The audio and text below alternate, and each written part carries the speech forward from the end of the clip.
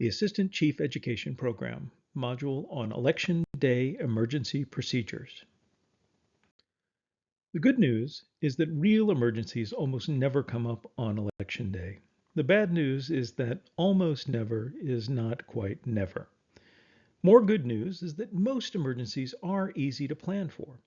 Some emergency procedures have been done for you already. Some you have to plan for your particular polling place. In the event the poll pads fail, there are several things you need to do. The reason why the poll pads fail doesn't matter. If they are unavailable, this is what you have to do. First, call the registrar's office and let them know. They may be able to help you get the poll pads working again, or they can dispatch someone who can fix your equipment or bring you replacement equipment. Second, turn to the back of the Chief's Manual, where, as of this writing, in Appendix C can be found a 5-page set of instructions on paper poll books. The paper poll book instructions are from the state and date to 2016, so there are some slight differences in terminology, and in some cases the law has changed. You do not have to repeat the voter's address when you check them in, for example. Assuming you knew how to check a voter in with an electronic poll book, you will know the law for doing it with paper. The law is the same. In the materials the chief picked up the day before the election is a paper poll book. This listing is printed by first letter of the last name in 26 sections.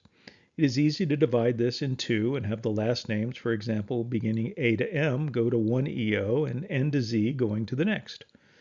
Also in the materials for your polling place are voter check-in cards. You will need to recycle these fairly often as there is a limited supply of these cards. As each voter is checked in on the paper poll book, give them a card and send them to the ballot table. From the ballot table onward, things proceed as normal. Also in the materials the chief collected is the absentee voter list for the precinct, where you can see the status of voters who were issued an absentee ballot. Unless this happens at the very end of the day, you should assume the poll pads will become available at some point later in the day. At that point, an EO can enter all of the voters into the poll pad who checked in on the paper system, using the paper poll book as the record. It may be good to have two EOs working on this, one finding the paper poll book entries and the other entering them. This can allow them to check the work. Be careful. This will ensure that no one accidentally or otherwise votes twice later in the day. Using paper poll books does not change the procedures elsewhere in the polling place, and it does not change the law. The same laws apply to paper and electronic poll books. In this next failure scenario, the scanner fails. In a very real sense, the scanner is the election. This is where the votes count. If your scanner fails for any reason and you cannot get it working again quickly, call the registrar. The registrar's office may be able to talk you through a fix, or may send someone to fix it or bring you a replacement machine. If the scanner fails, have voters place their ballots in the emergency ballot bin on the front panel of the scanner. Of course, it will have to be opened to permit this. Two EOs representing different parties should open the scanner to engage the emergency ballot bin, and this should always be done in full view of any poll watchers. In almost all cases, at some point in the day, the scanner will be working again, or another scanner will be added. If your original scanner is incapable of producing any reports of what it had counted, then after all the voters have voted, note the public count on the working scanner, and then you must scan the ballots in the emergency ballot bin and the ballots in the regular ballot bin from the broken scanner, because you can't get reports from the original scanner. On the other hand, if the original scanner is working again, then as before, two EOs observed by poll watchers will remove the ballots in the emergency ballot bin and run them through the scanner. Any ballots that do not scan will have to be manually counted. This can be done at slow periods during the day or at the end of the day. The privacy and the security of the ballots taken from the emergency ballot bin cannot be overstressed. If your original scanner has been replaced, then any ballots it did not produce a results tape for should be counted in the new scanner. At the end of the day, you may have ballots that have not been tabulated in a scanner and/or multiple results tapes from different machines. Ballots that have not been tabulated in a scanner need to be hand counted. The Chief's Manual has the complete Virginia's Guide to Hand Counting Ballots in Appendix C. Use this guide.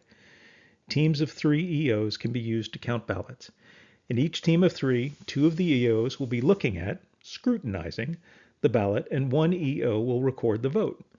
The 2 scrutinizing EOs should represent different parties if practicable.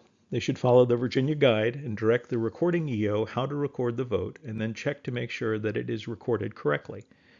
Take steps to ensure each ballot is counted once and only once. This process will take time. Always let the registrar's office know if you have to hand count ballots. Multiple results tapes need to be attached to the SORs and printed return sheets. And all tabulation processes are subject to observation by poll watchers. Medical emergencies. With tens of thousands of voters in Albemarle County and hundreds of EOs, there will be one or more medical emergencies on Election Day. Even if these folks weren't coming to vote, one of them would probably have a medical emergency. EOs who are healthcare professionals in other circumstances are not serving in that capacity on Election Day except during an emergency. 911 should be called whenever there is a medical emergency, and those present should render whatever first aid they can provide until the 911 response arrives. Minor scratches that can be fixed up at the polling place first with the first aid kit do not mandate a 911 call.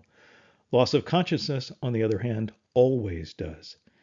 Use your best judgment, but err on the side of caution. We do not want a voter or an EO who had an emergency but seemed to shake it off to experience further difficulty while driving home. Facility emergencies include the loss of power, fire alarms, floods, or anything else that renders the facility temporarily or permanently unsuitable for voting. A fire alarm sounding continuously in a facility, even if false, renders the facility unsuitable for voting. Those things are loud. Your first priority is the safety of the EOs and voters. Your second priority is the election. Respond accordingly. There are 3 basic strategies you can follow for facility emergencies. First is do nothing. The emergency is transient or does not affect you. A flood from a broken pipe in an unused corner of the room where the election is being held that the custodian has under control would be an example of this. Strategy 2 is temporarily relocate. Secure and move your poll books, ballots, and scanner to another location, even outdoors if appropriate, and continue voting until you can return to the original location. Choice 3 would be to relocate to another address and post notices for voters where to go to find you. Once you, your officers of election, and the voters are safe, call the registrar as soon as you can if you have a facility emergency.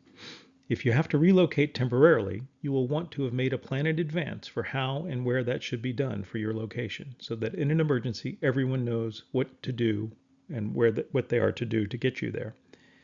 If you have to relocate for the rest of the day, you must involve the registrar's office to approve any such change. Note that if there is enough light to see in your polling place, the scanner and poll books can continue operating for some time on internal battery power. So short electrical outages may not be much of an inconvenience. Other emergencies that come to mind: meteors, earthquakes, protesters, humans behaving badly, hurricanes, tornadoes, road closures, deep snow, zombies. It's hard to foresee every possible emergency. You should consider your polling place location and what it has to offer. Is there another location within your polling place where you could relocate the voting if need be or take shelter in an emergency? How do you evacuate the polling place? If you have to act quickly on an emergency plan, who is responsible for what? Take an hour to draft a short emergency plan with assignments for your polling place, and communicating that to your team can provide folks with a lot of comfort and could be vital if such an emergency comes to pass. An emergency plan for a polling place is likely to need little updating over time. An example plan is available from the registrar's office. As an afterword, events we do not expect will occur some of the time. Life would be boring otherwise. Other than medical emergencies, most of these events become emergencies when we are unprepared for them. If we are prepared, They can be parts of the day where we get to move a little faster, doing something unusual, but not in a panic. Make your emergencies things that become good stories because you had planned for them, not occasions where you were caught flat-footed.